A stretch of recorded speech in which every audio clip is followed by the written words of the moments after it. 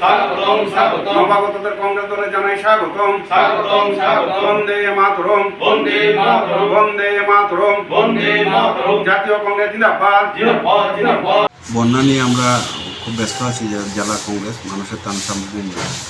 এর মাঝেও বিশেষ করে জনজাতি এলাকায় আদিবাসী এলাকার অনেক মানুষ সেখানে কংগ্রেস দলে যোগদান করে সেখানে বিভিন্ন দল থেকে ইচ্ছা প্রকাশ করেছে।